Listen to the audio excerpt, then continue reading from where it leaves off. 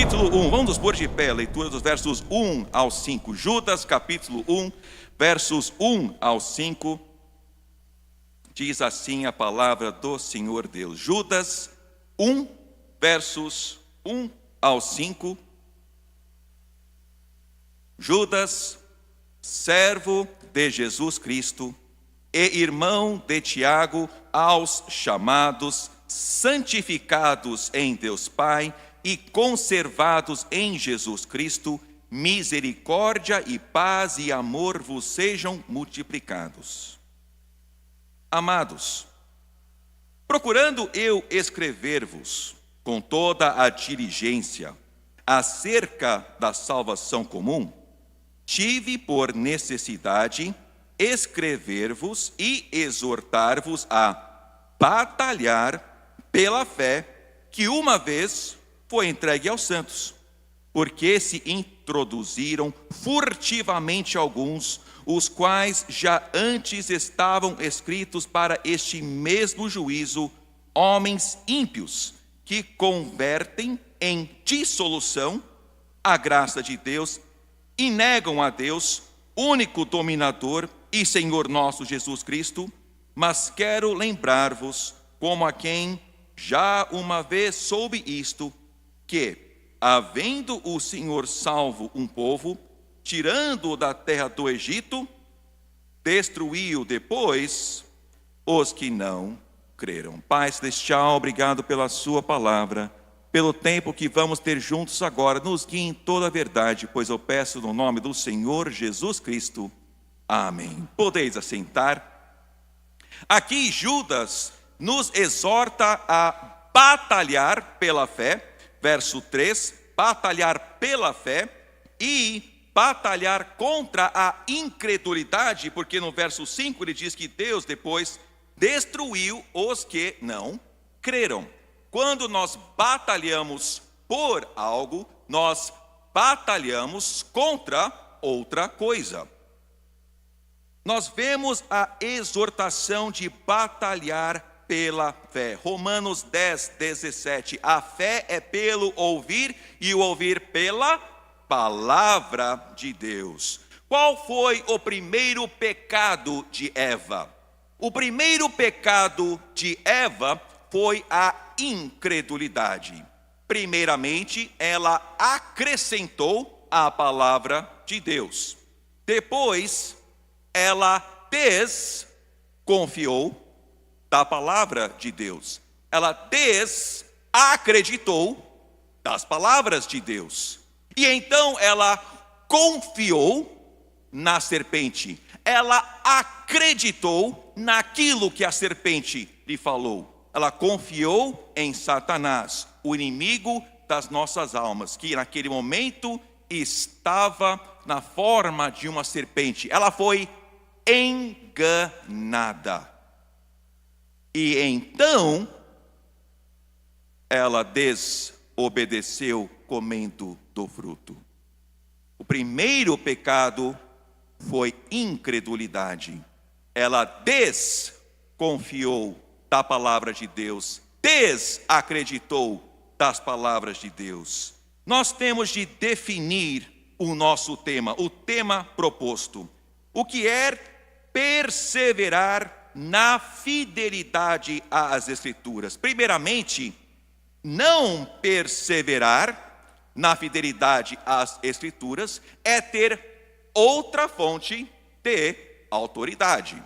Nós temos, por exemplo, a mente. A mente, de onde vemos que vem o racionalismo, colocando a mente como a única forma de se conhecer algo. É interessante, os racionalistas, eles discriminam sobre as outras formas de conhecer. É por isso que quando você conversa com um professor, um doutor, alguém que se julga acima dos demais, ele faz com que os crentes se sintam um nada por causa da sua maneira de entender. A mente, a razão está acima de todas as coisas, e a mente é a única forma para eles, o racionalismo, de ter conhecimento. Do outro lado, nós temos o coração, que é o empiricismo. Total oposto. O empírico é o sentimento, você tem que provar, você tem que experimentar. Não basta saber no livro, você tem que sair, tem que viver a vida, você tem que provar, você tem que então experimentar. Nós vemos esses dois extremos. Um extremo colocando a mente acima de tudo, e do outro extremo colocando o coração acima de tudo. Dois extremos. Agora, o que é que está no meio desses dois? Ou o que é que está acima desses dois? A palavra de Deus. Da onde ou aonde que está alicerçado, ou aonde deve estar alicerçada a nossa fé? Na palavra de Deus. Então, nós vemos que a nossa fonte de autoridade é a palavra, ou deve ser a palavra de Deus. Abre comigo em 1 Coríntios. 1 Coríntios. O apóstolo Paulo aqui diz aos Coríntios, dos versos 21 ao 23, pois visto que na sabedoria de Deus, o mundo não conheceu a Deus pela sua sabedoria. Aprove a Deus salvar os crentes pela loucura da pregação. Por quê? Os judeus pedem sinal e os gregos buscam sabedoria, mas nós pregamos a Cristo crucificado, que é escândalo para os judeus e loucura para os gregos. Nós vemos claramente exposto aqui em 1 Coríntios, se fôssemos continuar a ler, teríamos de ler dos versos 17 do capítulo 1 até o capítulo 16, o verso 16 do capítulo 2, o apóstolo Paulo escrevendo exatamente isto para nós nesta passagem, mas nós vemos isso corroborado com Romanos capítulo 1. Romanos capítulo 1, o apóstolo Paulo novamente diz assim, no versos 16 e 17 de Romanos 1. Porque não me envergonho do evangelho de Cristo, pois é o poder de Deus para a salvação de todo aquele que crê, primeiro do judeu e também do grego, porque nele se descobre a justiça de Deus, de fé em fé, como está escrito, mas o justo viverá pela fé. Nós vemos que assim como o pecado entrou no mundo pela incredulidade, assim a salvação vem pela fé na palavra de Deus. Abre comigo em 1 João 3, 23.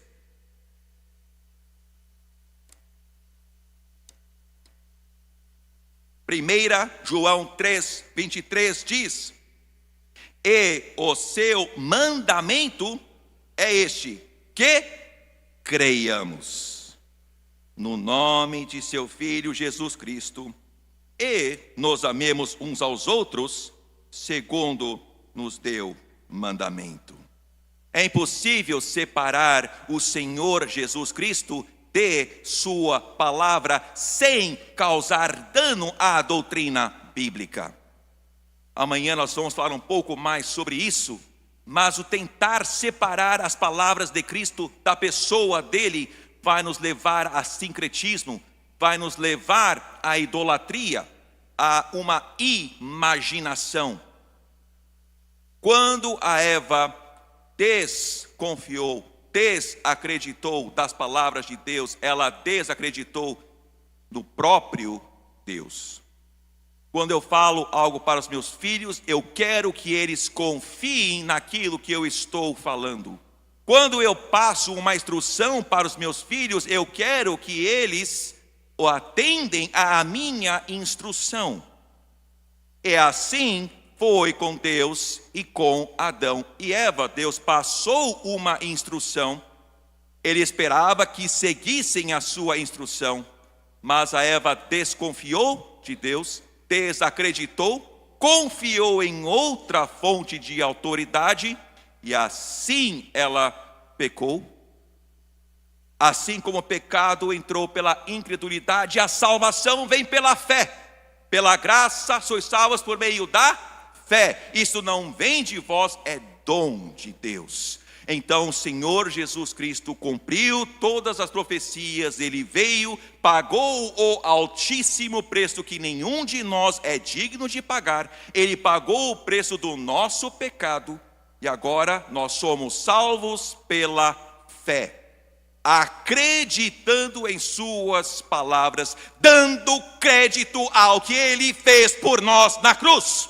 Não somente na cruz ele foi sepultado, não somente foi sepultado, mas ele ressuscitou no terceiro dia vitorioso. E ele tem uma coisa que nenhuma autoridade neste mundo possui. Ele possui as chaves da morte e do inferno. Ele entregou o seu corpo, voluntariamente entregou a sua vida.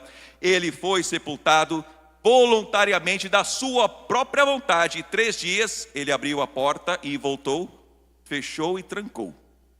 E carrega consigo as chaves. É o que ele falou para João, lá em Apocalipse 1. Eis que eu estou vivo, aquele que estava morto, e estou vivo para todo sempre, e tenho as chaves da morte e do inferno.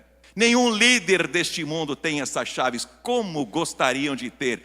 Mate o meu exército e eu ressuscito. Não.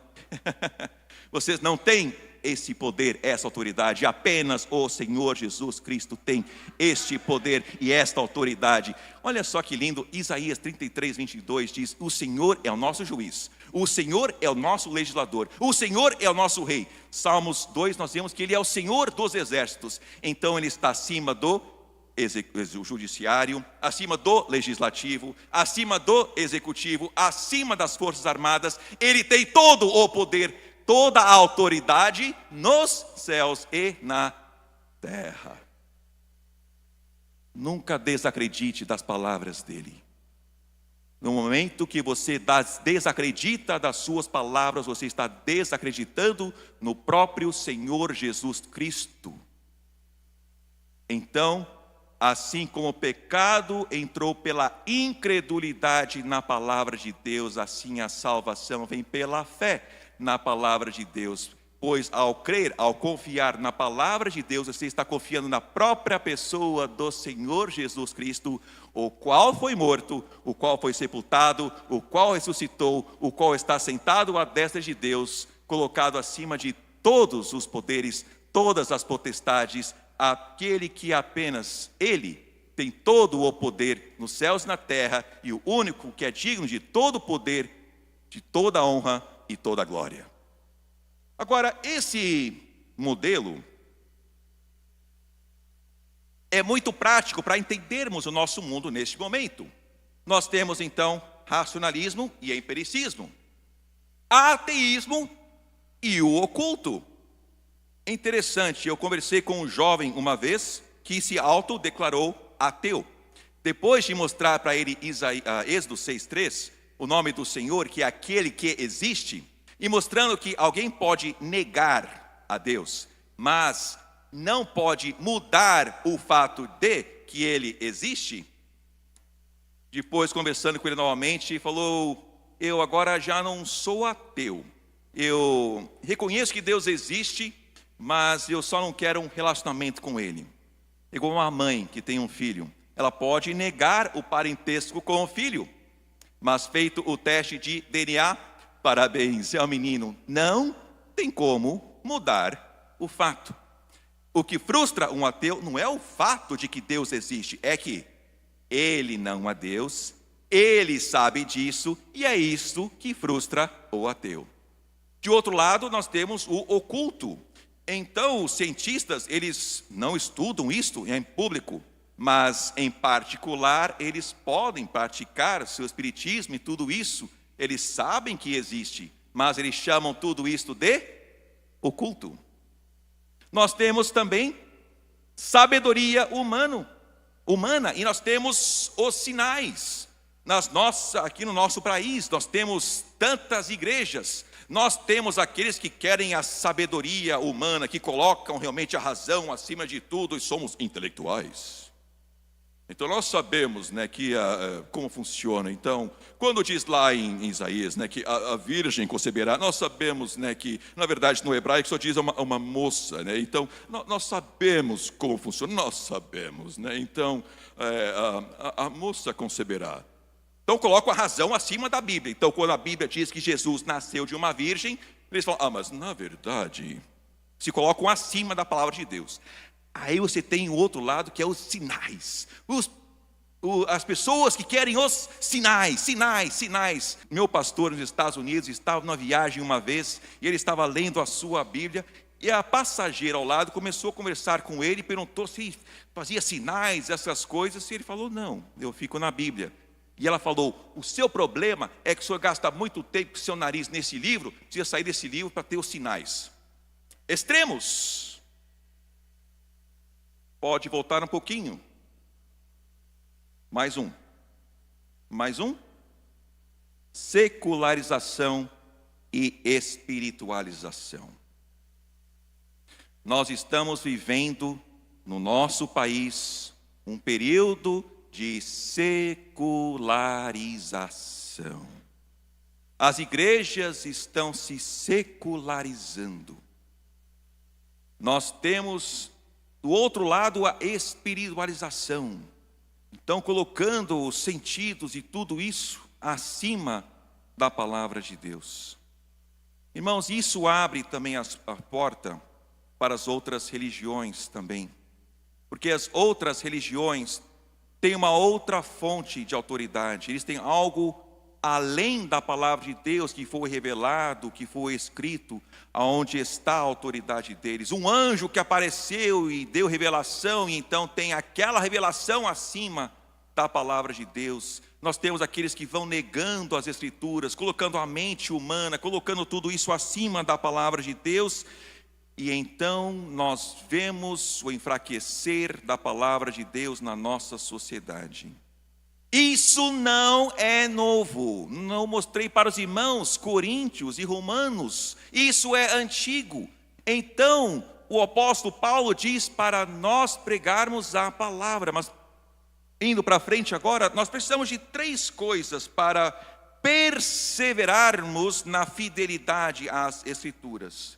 Primeiramente, nós precisamos de uma alta visão de Deus. Como Isaías 6:1, nós podemos ver lá, Isaías 6:1. Obrigado, irmão, que trouxe a água, Deus abençoe.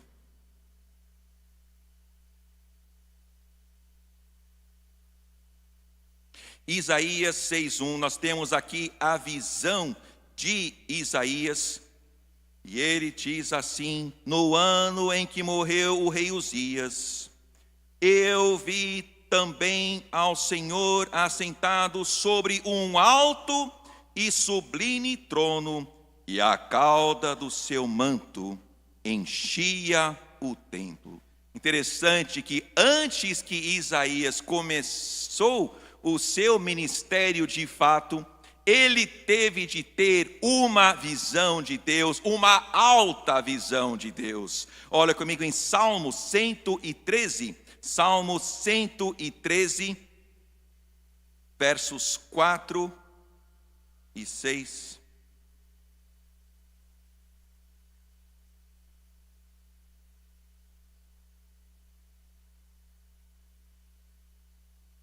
Quatro ao 6, exaltado está o Senhor acima de todas as nações, e a sua glória sobre os céus. Quem é como o Senhor, nosso Deus, que habita nas alturas, o qual se inclina para ver o que está nos céus e na terra.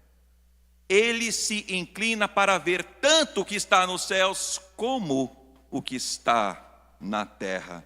Precisamos ter uma alta visão de Deus. Não podemos ser antropocentristas, ter o ser humano como o centro, nem sermos deístas, que ter Deus como aquele que deu o start, deu o início da vida. Então nós temos hoje os cientistas gastando tantos bilhões de dólares com satélites indo para o espaço, eles estão atrás do quê?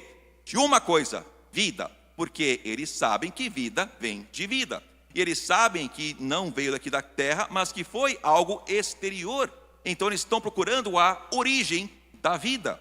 É por isso que estão gastando tantos bilhões de dólares com satélites, porque estão atrás da origem da vida. O deísta, ele resolve isso. Ele fala, esse primeiro start da vida foi Deus quem deu.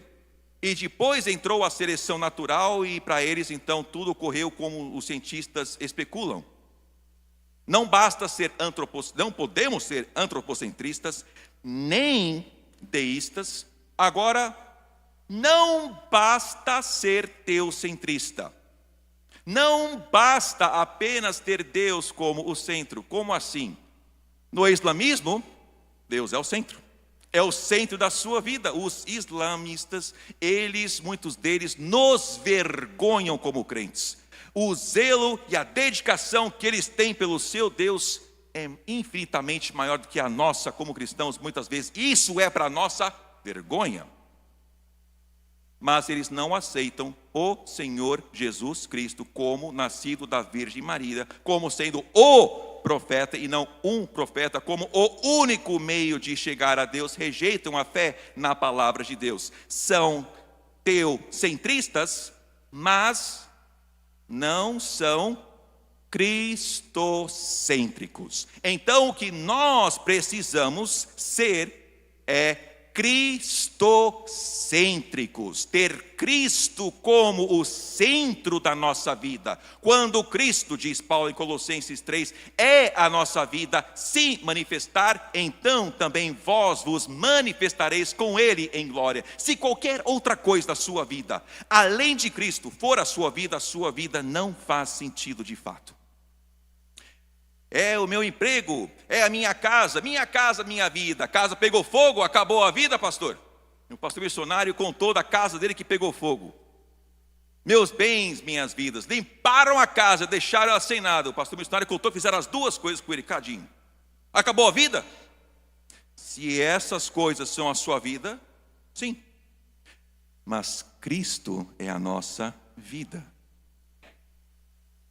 Abacuque, ainda que decepcione o fruto e tudo isso, todavia eu me alegrarei no Senhor, exultarei no Deus da minha salvação. Testemunhei uma vez a um empresário muitíssimo bem sucedido. Ele tem uma fábrica nos Estados Unidos e uma fábrica na China. 5 filhos. Em boas obras, riquíssimo. Nas férias dele, ele com a família foi trocar os telhados de um orfanato. Riquíssimo em todos os sentidos. Em boas obras, em família, em bens. Eu testemunhei para ele. Ele olhou para mim e falou, Haroldo, eu lido com judeus, eu lido com mormons, eu lido com testemunha de Jeová. Ele falou, Haroldo, não importa o que você acredita. Nós jantamos juntos aquela noite. Na próxima manhã eu estava tomando banho e eu me recordei de Lucas 16, do homem rico e de Lázaro. E eu chorei, porque eu percebi que eu havia jantado com um homem rico igualzinho o de Lucas 16, e falou, não importa o que você acredita, a não ser que ele se converta, a não ser que ele coloque a sua fé no Senhor Jesus Cristo, aquele homem que é riquíssimo em todos os sentidos da vida, vai morrer e vai para o inferno. Irmãos, precisamos ser cristocêntricos e ter a realidade do inferno realmente vivo em nossas mentes, vivo em nossos corações, queimando em nossas almas. precisamos viver olhando para Cristo com gratidão do que Ele fez por nós, para que nós não precisássemos ir para aquele lugar de tormento eterno. Precisamos ter uma alta visão de Deus, mas precisamos ter uma alta visão das Sagradas Escrituras. Sim, é uma questão de perspectiva.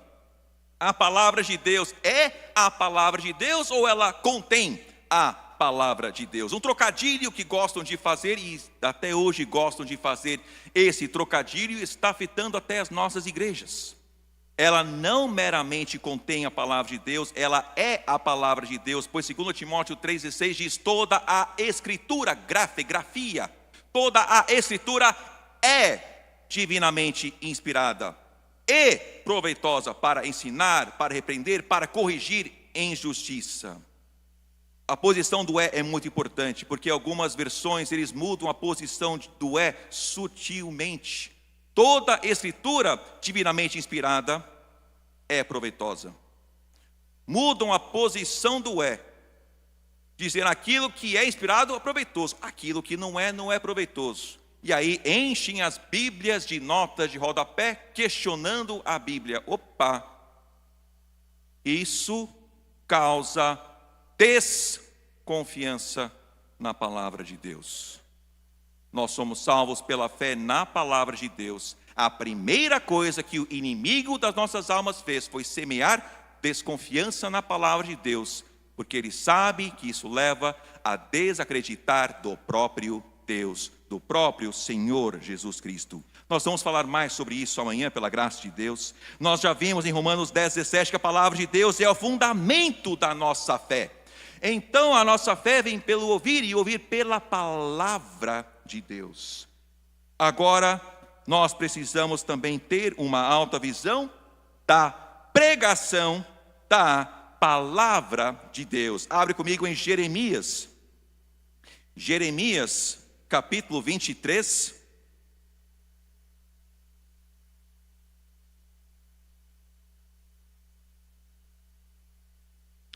Versos 28 ao 31 diz assim. Jeremias 23, 28 ao 31. O profeta que tem um sonho, conte o sonho, e aquele que tem a minha palavra, fale a minha palavra com verdade. Que tem a minha palavra como o trigo, diz o Senhor. Porventura, a minha palavra não é como o trigo, diz o Senhor, e como um martelo que esmiuça a pedra? Portanto, eis que eu sou contra os profetas, diz o Senhor, que furtam as minhas palavras, cada um ao seu próximo. Eis que sou contra os profetas, diz o Senhor, que usam da sua própria linguagem e dizem, ele disse. Precisamos ter uma alta visão da pregação da palavra de Deus, pregar a sua palavra em fidelidade, não acrescentando nem tirando, não furtando, mas pregando todo o conselho do Senhor. Nós vemos também aqui em 2 Timóteo, capítulo 4, versos 1 ao 5, o apóstolo Paulo dando uma exortação a Timóteo. 2 Timóteo, capítulo 4, versos 1 ao 5. Conjuro-te, pois, diante de Deus e do Senhor Jesus Cristo, que há de julgar os vivos e os mortos, na vinda e no seu reino, que pregues a palavra, instes a tempo e fora de tempo, corrijas, repreendas, exortes com toda a longanimidade e doutrina. Porque virá tempo em que não suportarão a sã doutrina, mas, tendo coceira nos ouvidos, amontoarão para si doutores, conforme as suas próprias concupiscências, e desviarão os ouvidos da verdade, voltando às fábulas. Mas tu, sê sóbrio em tudo, sofre as aflições, faze a obra de um evangelista, cumpra o teu ministério. Lembra do jovem que eu falei, que eu conheci, que se dizia ateu? Eu compartilhei com ele, desde o 6:3, que o Senhor O nome dele quer dizer aquele que existe. Na segunda vez que encontrei com ele, falou: realmente eu reconheço que Deus existe, mas eu não quero um relacionamento com ele. O ano passado eu encontrei com os pais dele. Esse jovem cresceu na igreja. Numa quinta-feira à noite, os dois estavam na sala vendo televisão. O filho deles desceu, já na faculdade, sentou e viram que podia puxar a conversa. Então ficaram na televisão, foram conversando. E ele falou: eu me preocupo com a minha alma. Eu não sei se eu vou para o céu ou para o inferno. Aí disseram: você quer aceitar o Senhor Jesus? E na sala mesmo, aquela noite, ele aceitou o Senhor Jesus Cristo como seu único e suficiente Salvador. No sábado ele foi com seus pais na igreja. Ele cresceu na igreja, conhecia os corinhos, os cânticos. E ele ficou na dúvida: será que Deus me ouviu de fato? Ou será que foi só uma coisa de dentro para fora? Então ele orou, falou: pai, ajude que a próxima música seja tal. Eles vão cantar. Ele orou isso e o regente falou: vamos cantar o hino tal. Ele caiu em joelhos na igreja mesmo, começou a louvar a Deus, falou: obrigado a Deus, porque o Senhor me ouviu. Porque há um Deus nos céus que ouve as nossas orações. Ele é o Deus vivo, o Deus Criador, criou todas as coisas pelo seu Filho, o Senhor Jesus Cristo, que é o Criador, ele mesmo não tendo sido criado. Irmãos, vamos batalhar pela fé na palavra de Deus. Vamos batalhar contra a incredulidade na palavra de Deus. Vamos ter a palavra de Deus como a fonte da nossa autoridade. Vamos ter uma alta visão de Deus, cristocêntrica. Vamos ter uma alta visão das Escrituras, uma alta visão da pregação. E pregue a palavra até que Ele venha.